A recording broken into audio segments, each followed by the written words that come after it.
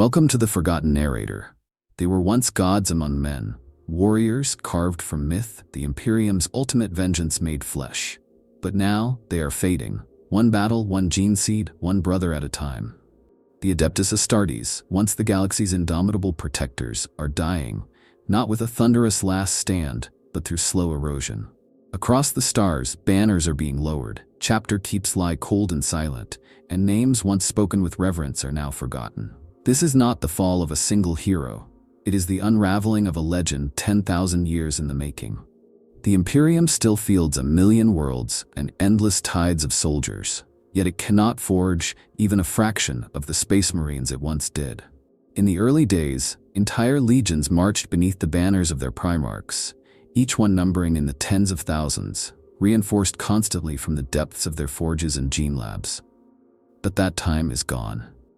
What we now see, spread thin across burning star systems and hopeless crusades, are shadows, diminished echoes of the might that once stormed the galaxy. The numbers of the Astartes are not just dwindling, they are failing to recover. This isn't merely about battlefield deaths, it's about a systemic failure to replenish. Creating a Space Marine is a monumental process. Every aspirant must survive trials, survive implantation, survive transformation. Of thousands of potential candidates, only a handful survive to full maturity. The death toll isn't just from war, it begins long before that, with gene seed rejection, psychic instability, and failure to adapt. The recruitment worlds once teeming with promising warriors have been scoured by centuries of conflict. Many are gone. Others have been sterilized, infested, or rendered unsuitable. Without fresh blood, there is no future. But even when recruits are found, the gene seed they are given, the very organs that make them Astartes, are no longer as reliable as they once were. Gene seed stocks are slow to produce, fragile to maintain, and often irreversibly lost when a Marine dies and his progenoid glands are unrecoverable. Entire chapters have watched their gene seed tithe diminish, praying to the Emperor that enough viable samples can be retrieved from the fallen. And those prayers are increasingly unanswered. The Adeptus Mechanicus, tasked with monitoring and cultivating gene seed, cannot keep up. Many within their ranks care more for preservation than expansion, treating gene seed like sacred relics to be cataloged, not tools to be wielded. Worse still, bureaucracy and secrecy throttle progress. Chapters hoard their own genetic material, refusing to share it with others for fear of contamination or misuse. The result is isolation, fragmentation, decline. And then there is war. Endless war. The galaxy has never known peace, but now, with the Great Rift open and demonic incursions a constant threat, the pace of attrition has escalated. Even the strongest chapters are forced to split their forces, sending strike teams to 10 war zones at once, knowing that none may return. There is no time for healing, no time for rebuilding. The Space Marines are caught in a cycle of death without rebirth, sacrifice without succession. Some point to the Primaris reinforcements as a solution, but even they cannot be grown overnight. Their creation is even more complex, more resource-intensive, more reliant on gene stock that is already thinning. Guilliman's gift may have delayed the collapse, but it did not cure the disease. And many original chapters view the Primaris with suspicion, even disdain, refusing to fully integrate them or share their gene seed. This schism only widens the wound. Consider the fate of the Celestial Lions, their numbers nearly eradicated due to political sabotage. Or the lament of the Lamenters, cursed by fate and slaughtered in near every campaign. These are not isolated incidents, they are symptoms of a broader crisis. Chapters fall, and few rise in their place. The founding of new ones is rare and fraught with failure. The cursed foundings of the past echo loudly, a warning to those who dare to try again. In some cases, desperate measures are taken. Gene seed is implanted in those too old or mentally unstable. Chapters engage in illegal cloning, risking mutation and heresy. These are not strategies, they are final breaths. And the enemies of the Imperium are not blind. They know the Astartes are few. The Tyranids focus their swarms. The Chaos Legions seek to corrupt the gene seed stores. Even the Tau, once cautious of Space Marines, now see the thinning numbers and grow bolder. The Imperium has always treated its Space Marines as disposable heroes, icons of wrath to be thrown into the meat grinder of war. But now that grinder is chewing faster than it can be fed. The heroes are dying faster than they can be remembered. And in that vacuum, the enemies of mankind multiply. The tragedy is not that Astartes fall in battle, that is expected. The tragedy is that fewer rise to replace them, that each fallen warrior is a candle extinguished in a universe growing darker by the hour. There is no reserve force, no hidden stockpile. Every marine lost is a step closer to extinction. And the Imperium marches on, blind to the silence growing behind its banners. At the core of every space marine is a miracle, or a curse, called the gene seed. These 20 sacred organs are what transform a mortal into an Astartes, reshaping his biology until he becomes something both greater and less than human. But that miracle is failing. Across the Imperium, gene seed is degrading. It mutates, it corrupts, it is stolen or lost in war. And without it, there can be no future for the Adeptus Astartes. The gene seed is not just a tool of transformation, it is a legacy. Each chapter carries the genetic echoes of its Primarch, and through them the Emperor himself. But these echoes are becoming distorted. The lineages of the gene seed are stretched thin, especially those derived from troubled Primarchs. Chapters born of the Raven Guard suffer from unstable stealth organs. Those of the Iron Hands endure painful augmentative rejection. The Blood Angels wrestle with the twin curses of the Black Rage and the Red Thirst. Genetic flaws so profound they reduce some Marines to howling berserkers or madmen, believing themselves to be sanguineous, reliving his death. These flaws are not fading, they are intensifying. Time has not healed the gene seed, it has warped it. Some chapters take desperate measures: experimentation, forced stabilization, or even grafting gene seed from multiple sources. But such acts are heresy in the eyes of the Adeptus Mechanicus and the High Lords of Terra. Those who attempt them are watched carefully, or purged entirely. And so the degradation continues unchecked. Entire vaults of gene seed have vanished. Some were lost to catastrophic war, like those destroyed during the fall of Cadia or the sacking of Armageddon. Others were simply stolen. The Dark Mechanicum and the Chaos Legions know well the value of gene seed and go to horrifying lengths to acquire it. Traitor Astartes conduct raids not just to kill, but to harvest. In some cases, captured Marines are dissected alive for their glands, their bodies desecrated in mockery of the Emperor's design. And then there are those who were never meant to possess gene seed at all. Rogue factions, breakaway warlords, even alien species have sought to replicate the process, seeding their own horrors from the stolen essence of the Emperor's sons. These abominations, imperfect and wild, contribute further to the contamination of what was once pure. Every breach into the vaults of gene seed sanctity spreads rot, like a crack in a sacred reliquary, letting in the corruption of the void.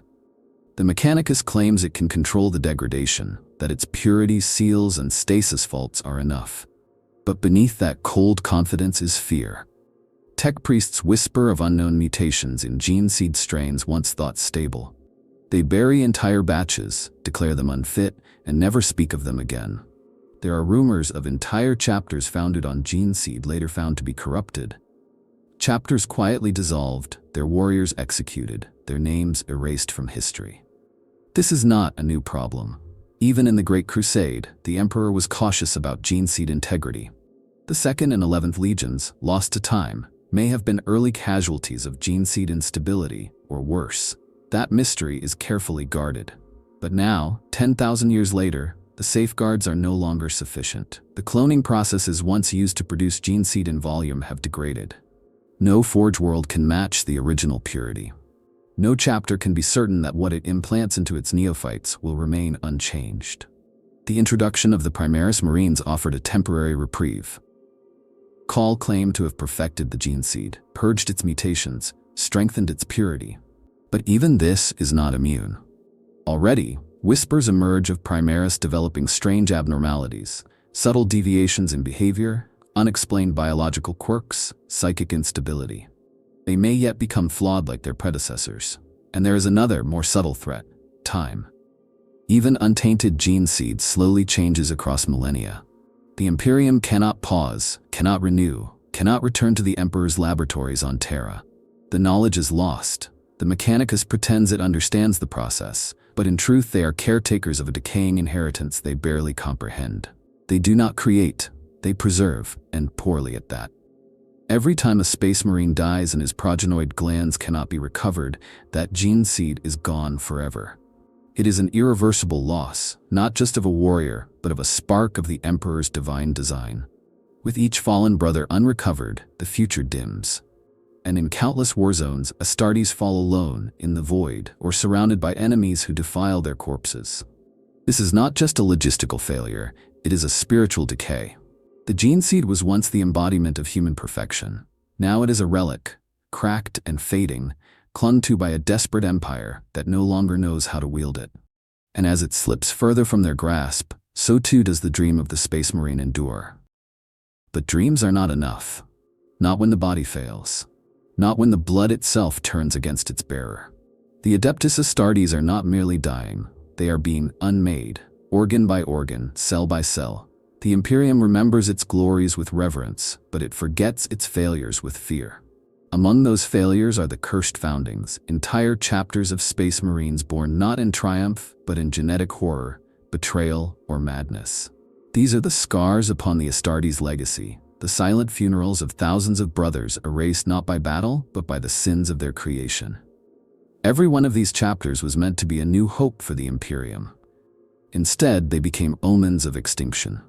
Across the millennia, the High Lords of Terra have authorized numerous foundings, massive operations to create multiple new Space Marine chapters using available gene seed. Some of these foundings were successful, bolstering the Imperium's forces. But others, like the infamous 21st Founding, became legends of doom. Dubbed the Cursed Founding, it produced a slew of chapters with fatal flaws, mutations, or catastrophic behavior patterns. Many were swiftly destroyed. Others faded into mystery, their histories sealed, their homeworlds purged. Take the Black Dragons. Their gene seed triggered uncontrolled ossification, causing them to grow bony protrusions, some resembling horns, others claws.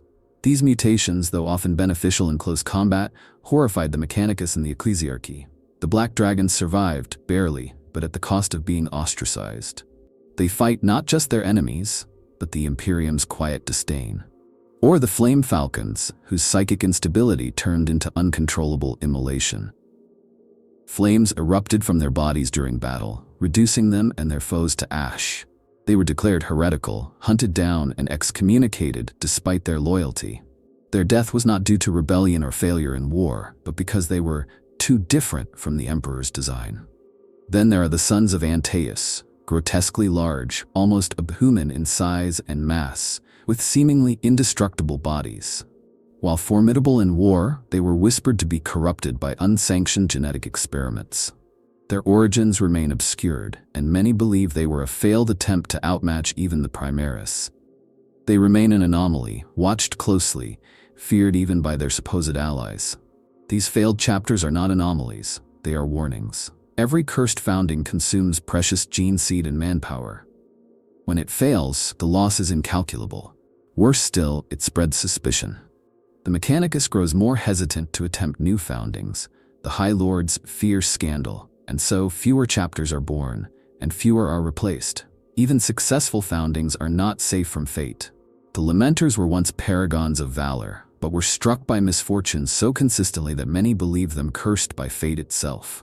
Betrayals, massacres, and misinterpretations led them to exile and near annihilation. They were not mutated or corrupted, they were simply unlucky. Yet luck matters in the Imperium, and theirs ran out. Entire chapters have been condemned for reasons never disclosed. The Sons of the Phoenix, the Steel Cobras, the Blood Gorgons, names mentioned only in classified archives or forbidden texts. Some suffered spontaneous gene seed degeneration. Others developed psychological abnormalities or psychic instability that rendered them liabilities. Their banners were removed, their records sealed, their progenoid stock destroyed or hidden. This erasure is a kind of murder, not of individuals, but of legacies. When a chapter dies, its tactics, its rites, its history, all vanish. The art on their fortress monastery walls, the songs sung around their pyres, the secrets whispered in initiation, all gone. It is not just extinction, it is annihilation of culture. And the effect is chilling. Surviving chapters become insular, paranoid. They fear investigation. They guard their gene seed with religious fervor, resisting integration, resisting scrutiny. This breeds stagnation. Innovation dies. Brotherhood gives way to isolationism. The Astartes, once united legions, now splinter further even as their numbers wane. The cursed foundings have done more than produce failures. They've poisoned the future. The willingness to risk new creation has faded. The Imperium would rather cling to dying chapters than attempt to birth new ones. The flame of ambition has been replaced by the cold flicker of fear. But perhaps the greatest tragedy of these failed chapters is that many of them fought valiantly. They died not because they were weak, but because they were different. Because they challenged the rigid expectations of what a Space Marine should be. In their deaths, the Imperium did not just lose warriors. It lost the possibility of evolution. As the Astartes fade, the shadow of these failed foundings looms large. Not just as a memory of what went wrong, but as a shackle on what might have been. When Robot Guilliman returned from his millennia-long stasis, he brought with him a weapon he believed could change the fate of the Imperium. The Primaris Marines. Taller, stronger, faster, and more resilient than their predecessors, the Primaris were hailed as the next step in the evolution of the Adeptus Astartes. But beneath the heraldry and triumph, a question echoed across every fortress, monastery, and chapter keep. Were the Primaris truly salvation, or were they a symptom of a deeper, unhealed wound? On the surface, the Primaris seemed like a miracle. Developed in secret by Archmagos Belisarius Call over 10,000 years, they were engineered to be more stable, more capable, and less prone to the genetic flaws that plagued the firstborn. New organs, the sinew coil, the Magnificat, the Belisarian furnace, were added to the 20 sacred implants, creating a Space Marine that could outperform even the finest veterans of the old legions. Guilliman called it a gift. Many chapters called it an intrusion. The arrival of the Primaris was not a gentle integration. It was an insertion, forced into chapters regardless of their wishes. Entire companies of Primaris were simply given to existing chapters, while new chapters made solely of Primaris were founded across the Imperium. Traditionalists bristled. The Dark Angels, ever secretive, viewed the newcomers with suspicion. The Space Wolves outright rejected them at first. Even those who welcomed the reinforcements did so with caution, questioning their origins and loyalty. And that caution was not without reason. The Primaris were not raised by the chapters they joined. They were trained in distant, sterile facilities, indoctrinated by the Mechanicus, and taught war not by experience, but by simulation. They lacked the rites, the traditions, the scars that forged true Astartes. Many were emotionally flat, doctrinally rigid, and disconnected from the spiritual core of their new brethren. In battle, they performed with brutal efficiency, but in the halls of their chapters, they were strangers. Some began to question if the Primaris were truly Space Marines at all. They had never fought against Horus. They had not bled for the Imperium through the long night of chaos. They were made, not forged. Clones, some whispered. Automatons, others feared. The warmth of brotherhood that defined the old Astartes, born of shared pain and trial, was often missing. The Primaris stood apart, and that distance festered. But worse than emotional alienation was the strategic shift they represented. Guilliman did not just create stronger Marines, he created a new doctrine. The Primaris were designed for conquest on a scale that mirrored the Great Crusade. Their war gear was new, their tactics unfamiliar, their armor unorthodox. The Phobos-clad vanguard operated with stealth and precision, more like assassins than angels of death. The intercessors brought down enemies from afar, rather than charging with chainswords and bolters. The ancient doctrines of close combat purity, of personal valor, were replaced with cold, calculated efficiency. To some chapters, this was heresy in all but name. It reeked of a betrayal of the Emperor's original vision. The spirit of the legions was being rewritten, modernized by those who had not bled for it. Guilliman's war of survival threatened to become a war of transformation, one that might erase the firstborn entirely. Indeed, signs began to emerge that the firstborn were not being replenished. As gene seed stocks dwindled, the Mechanicus prioritized Primaris-compatible strains. Training facilities began shifting resources exclusively to Primaris programs. Some whispered that Guilliman saw the old Astartes as obsolete. If true, this was not reinforcement, it was replacement. But replacement comes with a price. The Primaris lacked the centuries of brotherhood, the deep cultural traditions, the rites of passage that bonded warriors not just as soldiers but as symbols. They are efficient, yes. But are they icons? Do they inspire awe as the original Angels of Death once did? Or are they simply another cog in the Imperium's endless war machine? Even worse, anomalies have begun to appear. Some Primaris have shown unanticipated mutations. Others report psychological fractures, episodes of emotional detachment or sudden aggression. Their new organs are not fully understood, even by Call, and there are rumors, buried deep in Mechanicus archives, that the Belisarian furnace, the supposed resurrection organ, does not always work as intended. In some cases, it doesn't activate at all. In others, it produces something different. The Primaris were not born of the Emperor's design. They were born of desperation. Guilliman's desperation, Call's ambition, the Imperium's terror of its own decline. They were created not because the old Astartes had failed, but because the system had. Because gene seed was breaking. Because chapters were dying. The Primaris are not a solution.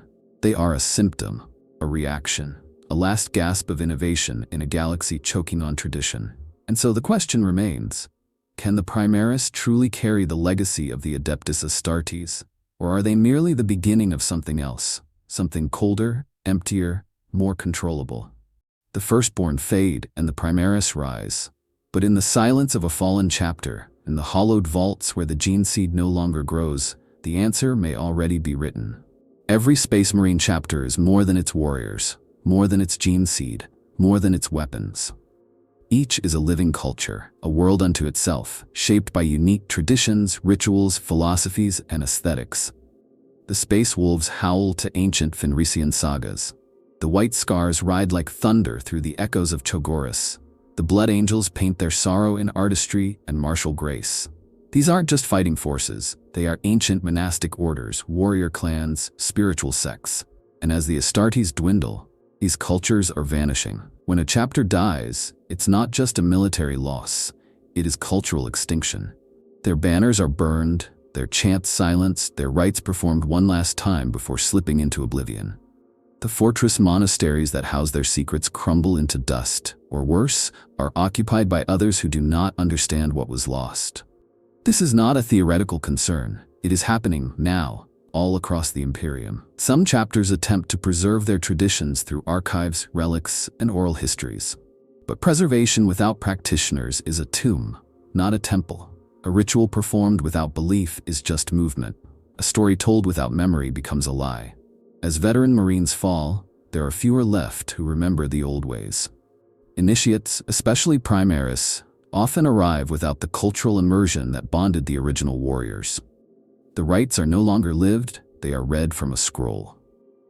The integration of Primaris Marines has accelerated this erosion. Many chapters, especially those founded in earlier millennia, have distinct beliefs, ceremonies, and local customs.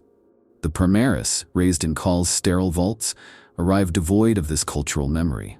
They don't know the Feast of Blades, the vision quests of the White Scars, the death masks of the Blood Angels. They are taught doctrine, not tradition. Their minds are filled with data, not spirit.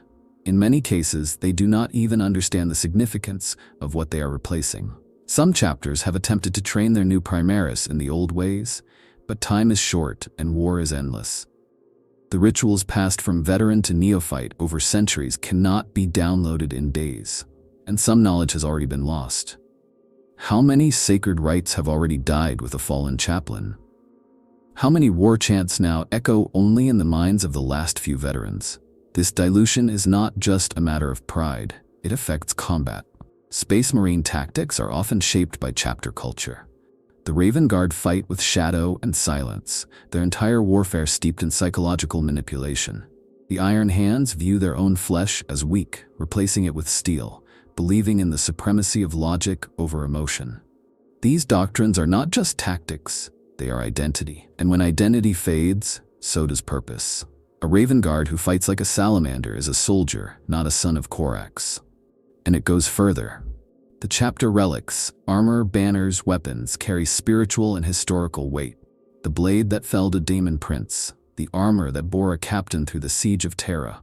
These items are sacred, but when their meaning is forgotten, they become mere tools. A relic without context is not a symbol, it is a prop.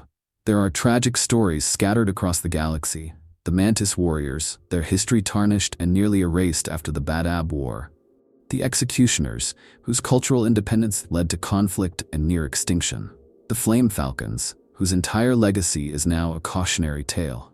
Each of these chapters carried with them a unique worldview. Their deaths were not just the end of warriors. They were the end of civilizations. The Codex Astartes, once a guide, has become a cage.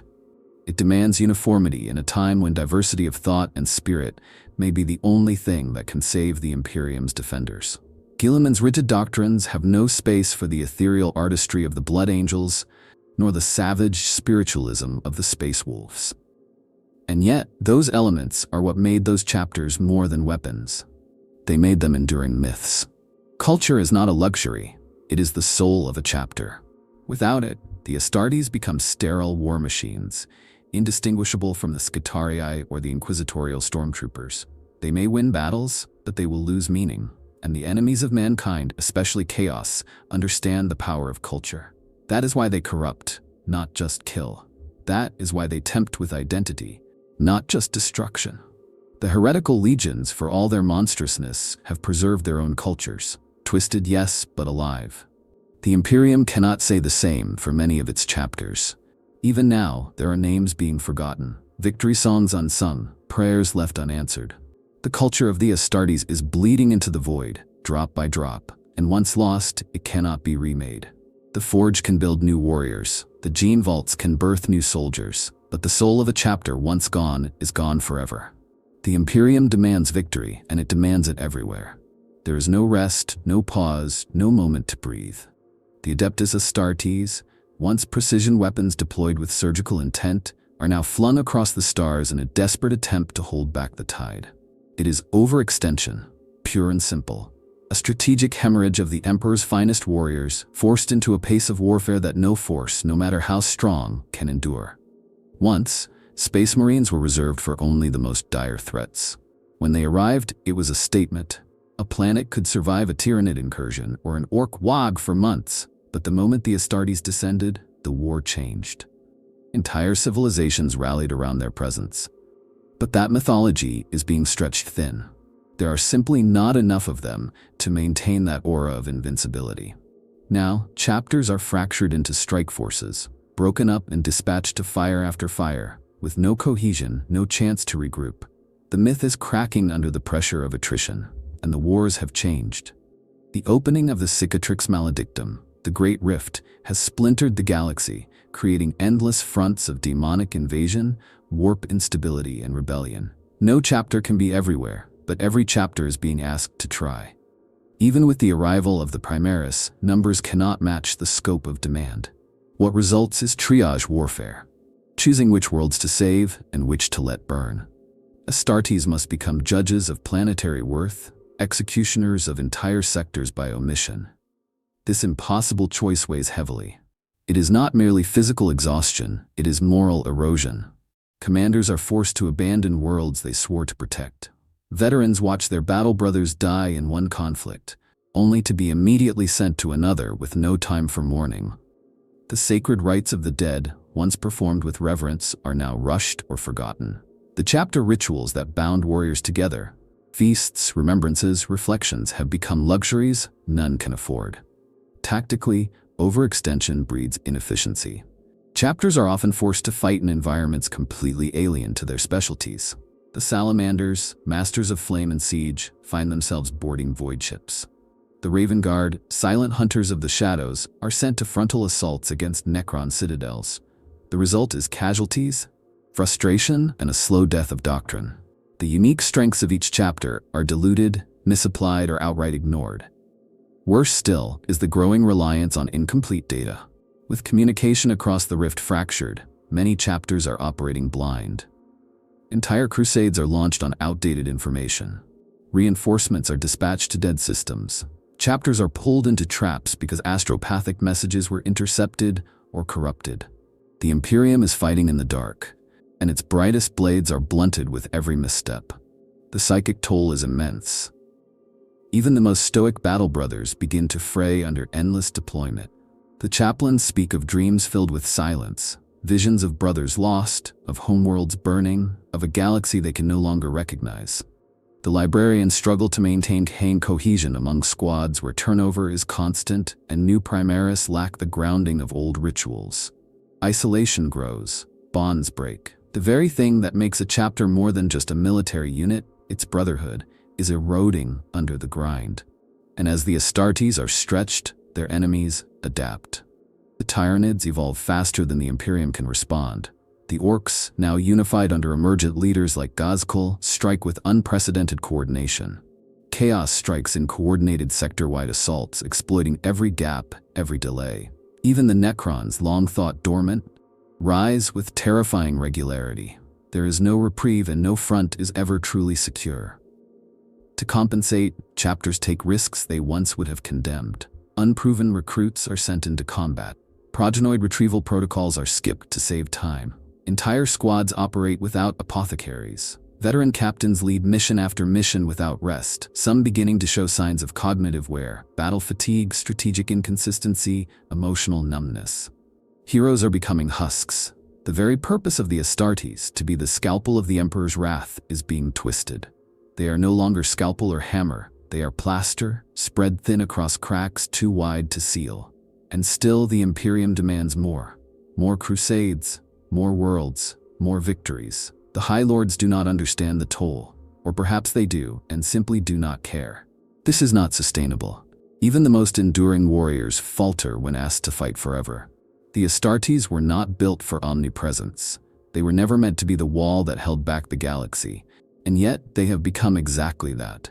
And walls, when overburdened, do not bend, they break. Once, the Adeptus Astartes were sovereign warriors, answering to no one but the Emperor, their Primarch, and their own conscience.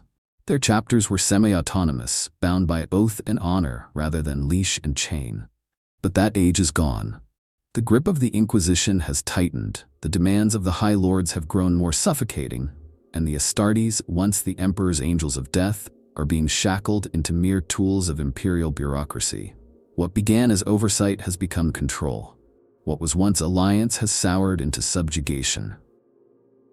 The Inquisition, in particular, casts a long and suspicious shadow over every chapter. Officially, they serve as protectors of the Imperium's purity, rooting out heresy, mutation, and treachery. In truth, they act with unchecked authority, executing entire companies for perceived corruption, seizing gene seed vaults under pretense of safety, and demanding compliance with no justification offered. The Space Marines, for all their power, cannot defy the Inquisition without risking annihilation. Not by battle, but by decree. It is not uncommon for entire chapters to be investigated simply for existing too long without scrutiny. The Red Scorpions are a model of obedience, bending knee at every turn, and yet even they have been subjected to investigation. Others, like the Exorcists, were founded in secret and shaped by inquisitorial design. These chapters are not independent. They are bred to obey, created to be instruments, not ideals. When Guilliman returned, hope stirred that the old ways would be restored, that the Primarch would recognize the noble autonomy of his brother's sons. But instead, his restructuring of the Imperium created more command chains, more hierarchies, more administrative entanglements. The Indomitus Crusade placed many chapters under direct fleet command. Strategic command structures often lump multiple chapters into task forces led by non-Astartes commanders. This is not cooperation, it is conscription. Even within the Adeptus Mechanicus, the Astartes find themselves beholden to external forces. Their war gear, their vessels, even their armor, all must be maintained by tech priests who answer not to the chapter masters, but to Mars. A delay in tithe or a perceived insult can lead to a denial of crucial resources. Forge worlds have been known to withhold sacred artifacts or refuse to repair relics unless certain political conditions are met. The Space Marines, forged in fire and loyalty, are forced to barter with petty lords of circuitry and code. This erosion of autonomy is not just logistical, it is spiritual. A Space Marine's identity is forged in the fires of brotherhood, purpose, and a direct connection to the Emperor. But with every layer of command imposed, with every inquisitorial edict and bureaucratic interference, that connection weakens. They become less like warriors on a holy mission and more like tools wielded by hands they do not trust. Worse still, compliance breeds compromise. Chaplains, once the moral compass of their chapters, find themselves caught between the old doctrines and the new mandates. They must explain to their brothers why they obey orders from faceless authorities who have never stepped onto a battlefield, who have never shed blood in the Emperor's name. The dissonance gnaws at morale. Loyalty, once absolute, is now fractured, split between the chapter, the codex, the Inquisition, and Guilliman's vision of the new Imperium. Some chapters have resisted. The Space Wolves famously defied inquisitorial authority during the First War for Armageddon, protecting the citizens of a world the Inquisition wanted sterilized. In return, they were censured, vilified, and nearly excommunicated. Their defiance became legend, but the cost was steep. Ever since, they have walked a knife's edge between independence and open rebellion. And they are not alone. The Minotaurs serve almost exclusively under inquisitorial and High Lord command. Their loyalty is absolute, but it is a loyalty purchased through fear and favor, not brotherhood. They are deployed like hounds, loyal to their masters, feared by their peers. And there are whispers, always whispers, that they were designed this way, that they are not a chapter at all, but a weapon. This transformation, the slow subjugation of the Astartes, is one of the greatest tragedies of the Imperium. For what is a space marine who cannot choose his battles? What is a chapter that cannot define its own purpose? They become mercenaries in all but name. Holy warriors reduced to errand boys for an empire that neither understands nor respects them. Even the call to crusade is no longer sacred. The Black Templars once launched crusades of purpose and faith. Now many are ordered into conflicts they would never have chosen, in the name of unity, not belief. The flames of zeal are channeled into sanctioned paths, their fury tempered by command chains that do not bleed. Autonomy gave the Astartes their strength, not just in battle, but in spirit. Each chapter was a beacon, a living testament to a vision of humanity uplifted. But as that autonomy withers under the weight of control, so too does the fire within. The Space Marines still fight, they still bleed. But with each new leash, with every chain wrapped tighter, the angels of death become a little less divine, and a little more like the broken empire they were made to save. There was a time when the Adeptus Astartes were the pinnacle of military might in the galaxy, unstoppable, unchallengeable, peerless. But as the galaxy has changed, so too has warfare. A new breed of imperial force is rising, one that fights without legacy, without myth, without the burdens of gene seed or tradition. And though the Space Marines remain feared and revered, there are now whispers, terrifying, quiet whispers, that they may not be needed at all. Across the Imperium, alternate forms of post-human war are thriving. The Skitarii legions of the Adeptus Mechanicus, for example, are cold, relentless, and tireless. Cybernetically enhanced beyond recognition, they require no sleep, no morale boosts, no chaplains to inspire them. They obey without question, adapt without protest, and are easily replaced. They do not carry the pride or culture of a chapter, but to the mechanized minds of Mars, that is not a flaw. It is perfection. Then there is the Militarum Tempestus, the elite stormtroopers of the Imperium. Lacking gene seed, but trained to a razor's edge, they strike with terrifying precision. Their armor may not gleam with the weight of myth, but their kill counts are comparable. They die more often, yes, but they are more easily replaced, more easily controlled. No gene seed vaults, no chapter cults, no demands for independence, just obedience. Even the Sisters of Battle, once seen as a sidearm of the ecclesiarchy, are gaining ground in conflicts where Space Marines were once the standard. Fueled by faith, driven by purpose, they hold their lines with the same fury, and with greater ideological purity. They do not mutate. They do not suffer from the curse of the Wolfen or the Black Rage. And when they fall, there is no centuries-long mourning, no sacrifice of a precious gene line. There is prayer, then replacement, and the shadows grow darker still. Rumors swirl of AI-guided servitor legions, sanctioned by desperate archmagi in the farthest Forge worlds. Autonomic drones armed with plasma and grav weapons, unfeeling, unthinking, undying. The taboo against artificial intelligence, abominable intelligence, is fraying. War demands efficiency, not ethics. And where the Astartes bring fire and fury, these constructs bring calculation. A space marine cannot fight forever. A war machine does not need rest. The implications are chilling. The Imperium, once defined by the glory of its Astartes, now whispers of a future where they are obsolete, not out of betrayal, but out of necessity. Because they are too rare, too valuable, too slow to replenish. Because every space marine is a gamble, and every other force is just a number in a ledger. Even the bureaucrats in the administratum see it. An Astra Militarum regiment can be raised in months. A new tank can be forged in days. A new Astartes takes decades. The balance of warfare is shifting. The Emperor's angels of death are being outpaced by the empire they were created to defend. It goes deeper than mere logistics. The strategic doctrine of the Imperium is changing. No longer is victory defined by surgical strikes or symbolic battles. Now it is attrition, scale, mass deployments, the kinds of warfare that drown planets and bodies, not banners. The Space Marines, for all their power, cannot drown an enemy, they can only wound it. And wounds in this galaxy heal too quickly.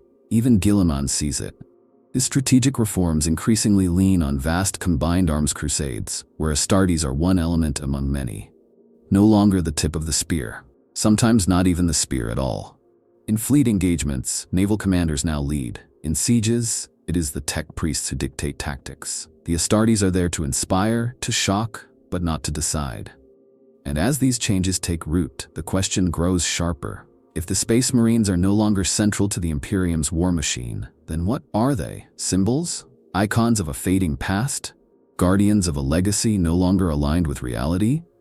It is not treason to ask. It is not heresy to wonder. It is strategy. And strategy does not care for myth, it cares for results. The post-human Imperium is here, a galaxy of synthetic soldiers, cybernetic regiments, psychic assassins, and mechanized armies. It marches forward without hesitation, without nostalgia. But the Astartes are not built for a war without myth.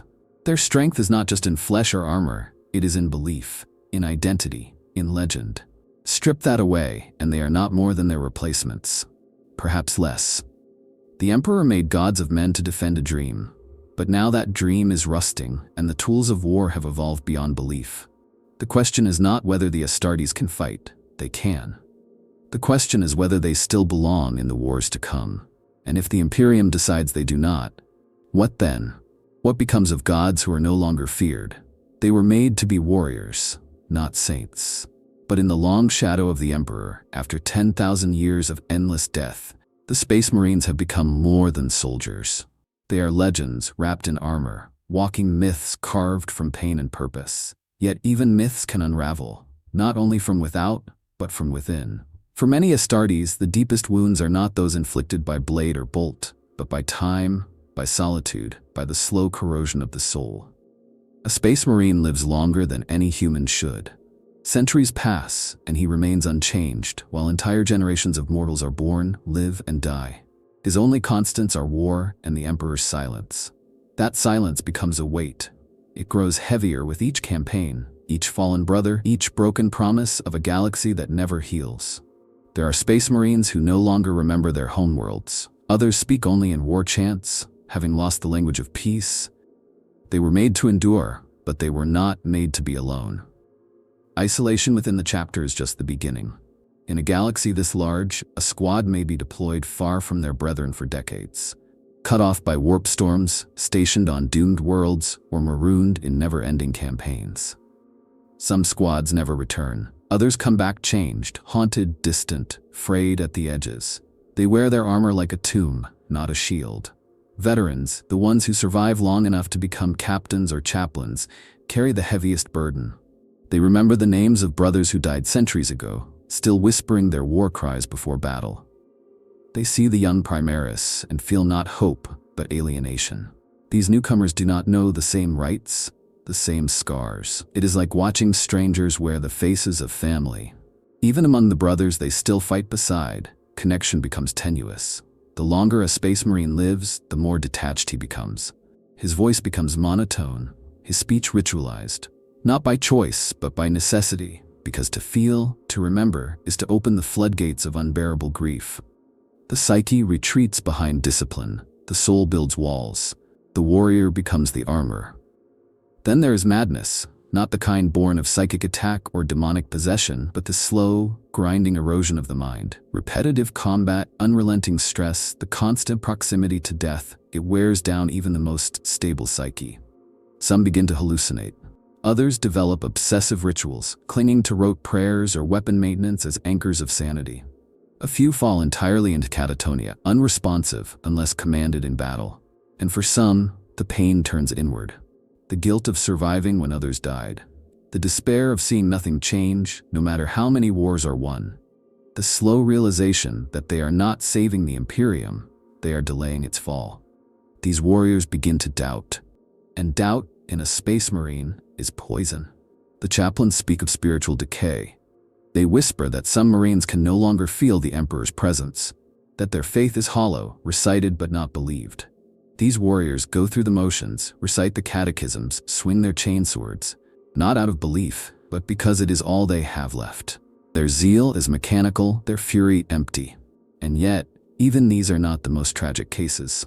The true tragedy lies with those who still feel deeply, the ones who still mourn, still love, still hope.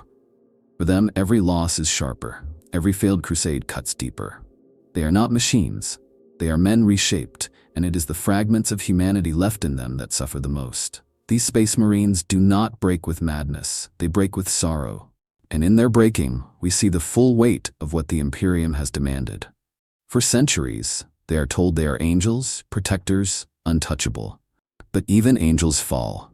And when they do, there is no soft landing, only silence. There are chaplains who carry entire lists of the dead inscribed on purity seals trailing from their armor. There are librarians who have locked away parts of their own memories to stay sane. There are captains who walk among the battle brothers without speaking, because every voice they hear reminds them of one they have lost. This is not spoken of in the Codex Astartes. It is not recorded in the annals, but it is real. The psychological toll is as deadly as any enemy. It kills not with fire or blade, but by making a warrior forget why he fights. And once that happens, death is not a tragedy, it is a relief. And so, as the galaxy burns and the Astartes fight on, remember, they are not just dying on battlefields, they are dying in their hearts, in their silence, in the cracks behind their eyes. They were made for war, but not for eternity, not for loneliness, not for this. The enemy does not always charge the walls or descend from the stars. Sometimes it walks within, unnoticed, smiling with your brother's face.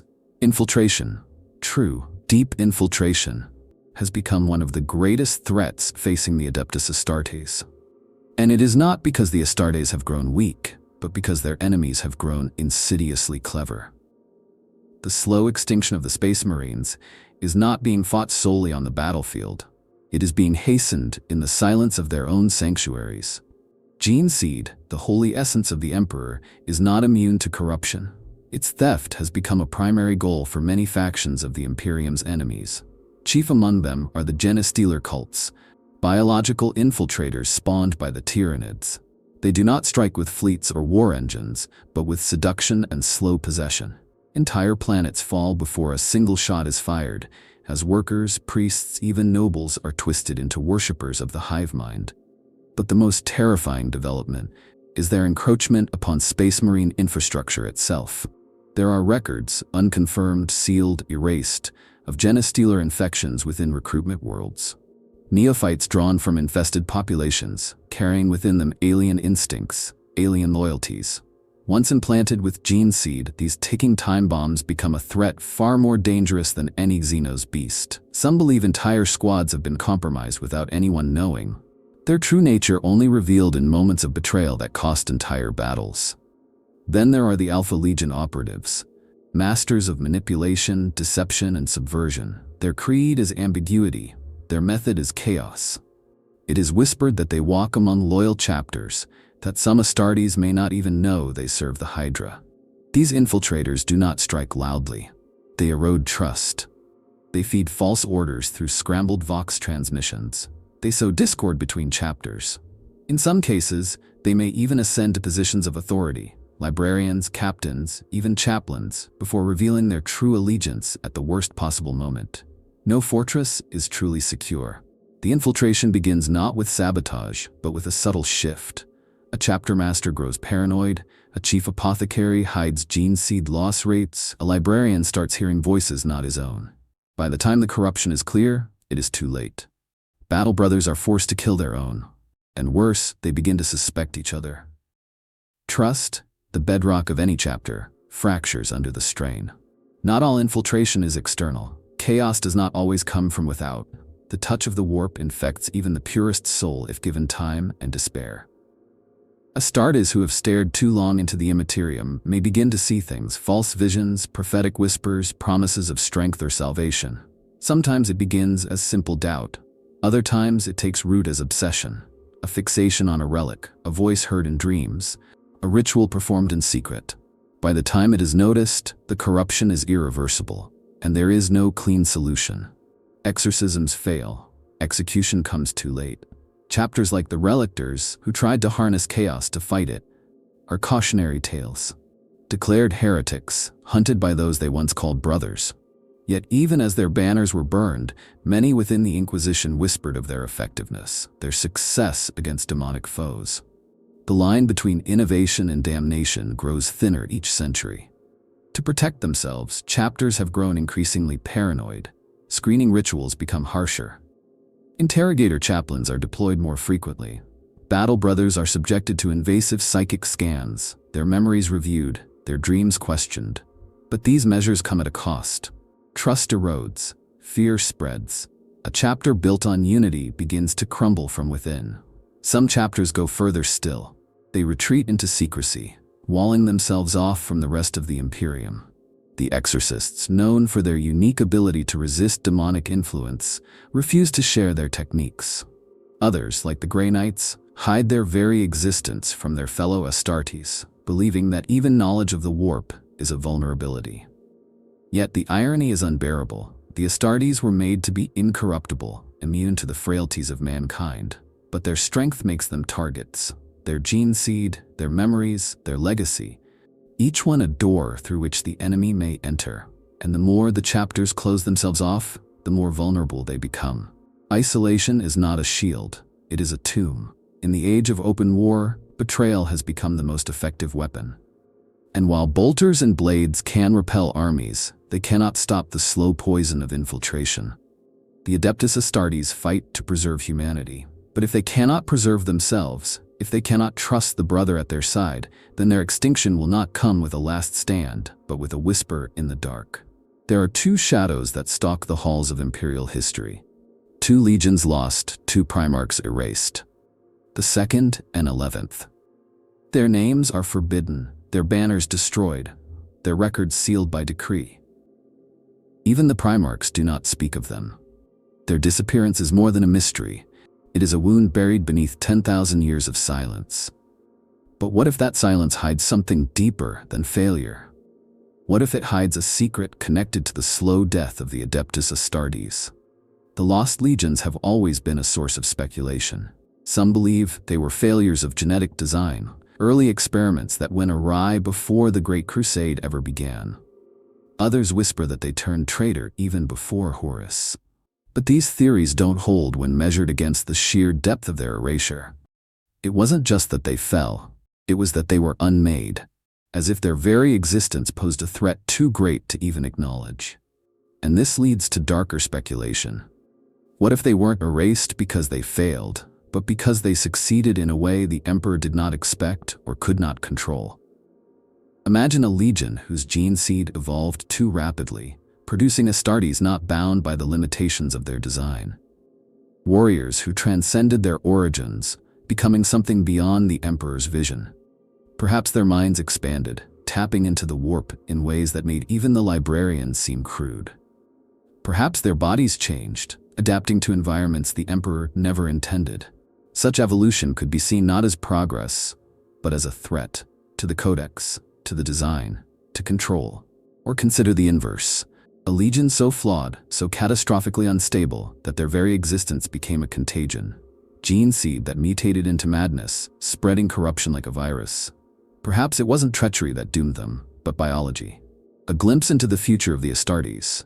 A future of degradation, mutation, and horror. A future the Emperor chose to bury before it infected the others.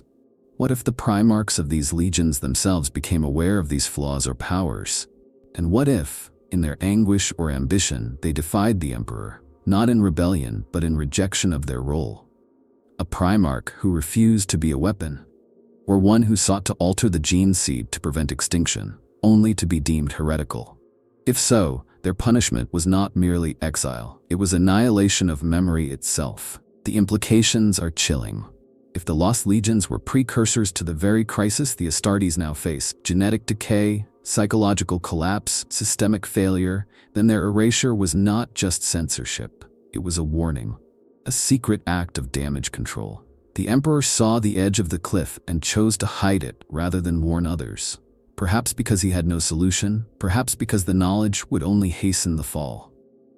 And there's another layer. What if their gene seed was not destroyed but hidden, secured in vaults beneath the surface of Terra, or carried by secret successor chapters, unknown even to themselves? The Imperium has always recycled its sins. Could the desperation of the modern age lead someone, perhaps Call, perhaps Gilliman, to reopen those vaults? To use that gene seed as a foundation for new lines of Space Marines? It would explain certain anomalies. The appearance of unaligned successor chapters with no known genetic heritage. The emergence of strange mutations not found in any known lineage. Primaris Marines who exhibit subtle differences in behavior, even appearance. If the Lost Legions were folded into the Primaris project, intentionally or by necessity, then their legacy is not dead. It is walking among us unknowingly. And that brings the tragedy full circle. If the Lost Legions were destroyed to prevent a greater catastrophe, and their remnants now fuel the desperate salvation of the Astartes, then the cycle is complete. The sins of the past have become the only hope for the future. And that hope is built on a foundation of secrecy, silence, and forgotten names. The Space Marines are dying, their gene seed falters, their minds crack, their numbers dwindle, but maybe, just maybe, the solution is already within them. Buried deep, locked away in strands of forbidden code, in the memories of primarchs who dare not speak, in the void where the 2nd and 11th once stood.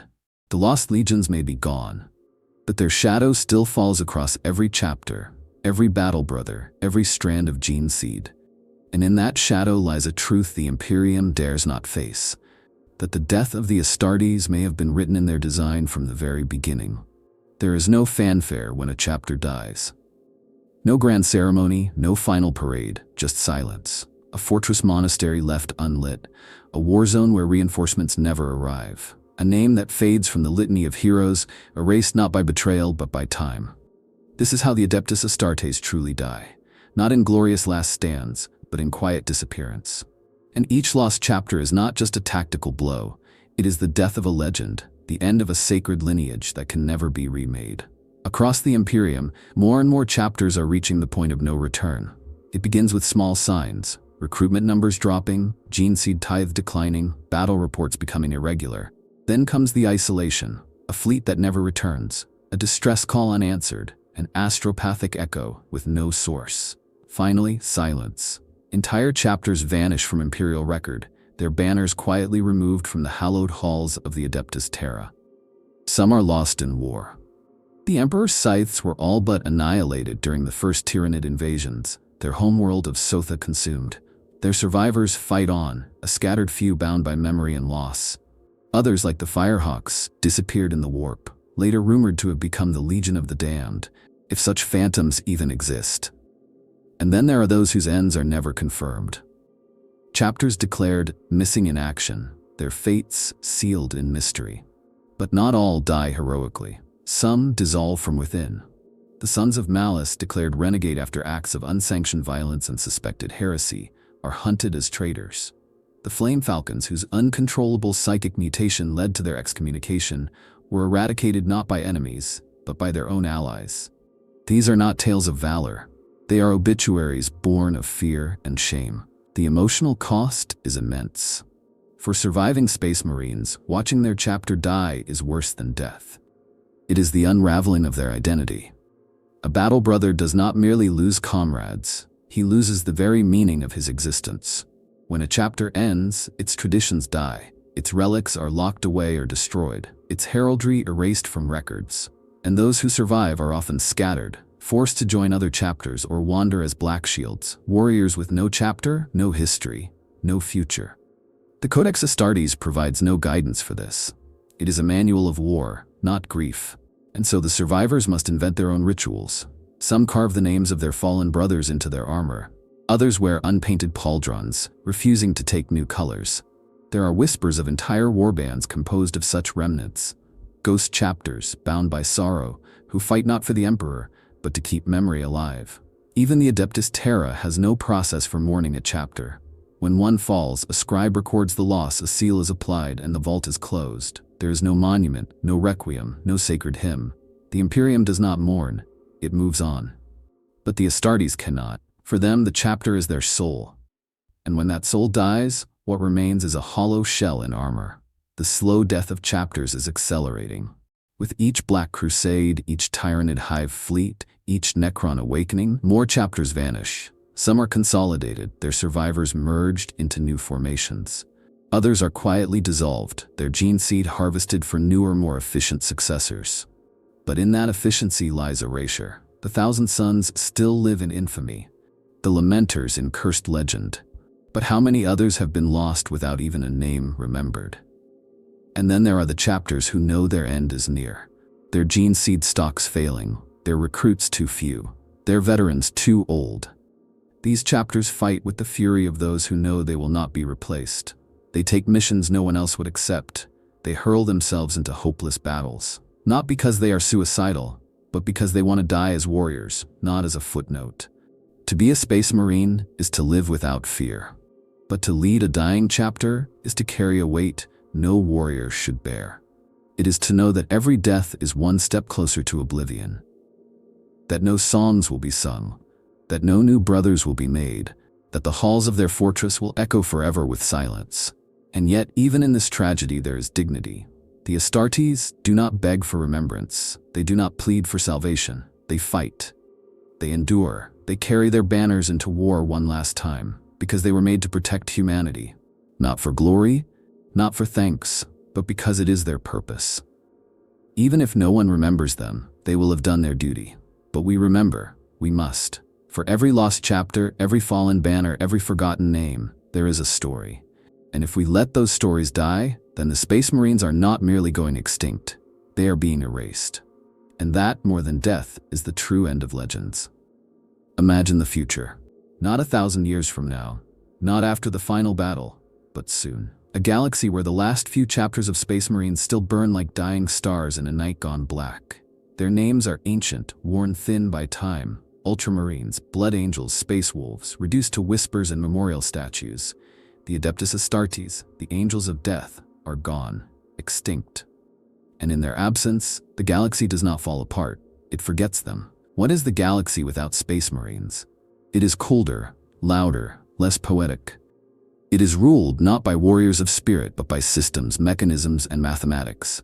The endless tides of the Astra Militarum march on, nameless and replaceable. The tech priests of Mars churn out legions of synthetic soldiers, Skitarii and cybernetic monstrosities without psalm or sorrow. The ecclesiarchy preaches to empty crowds, their sermons echoing without the thunder of bolters to give them meaning.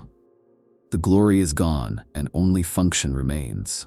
In this future, the Imperial war machine does not stop. In fact, it becomes more efficient. No gene seed to guard, no elite forces to reserve, just overwhelming firepower, endless conscripts, and cold strategy. But victory tastes like ash.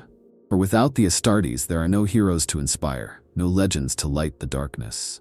The Space Marines were never meant to win every war. They were meant to remind the galaxy why war was worth fighting. The enemy does not mourn their passing. The Tyranids swarm without memory. The Necrons reclaim their tomb worlds, indifferent. The Orcs fight louder, perhaps, but with no respect for the vanished champions. And the forces of chaos, they celebrate. For the fall of the Astartes is the severing of humanity's last connection to its divine purpose.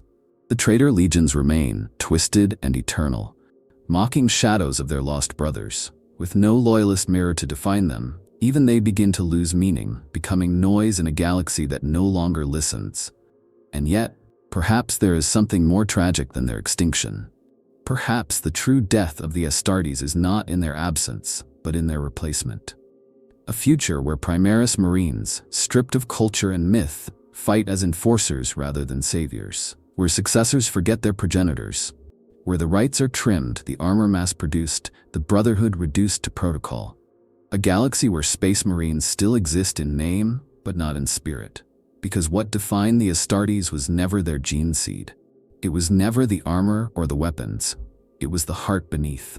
The sorrow that drove them. The fire they carried into every battle.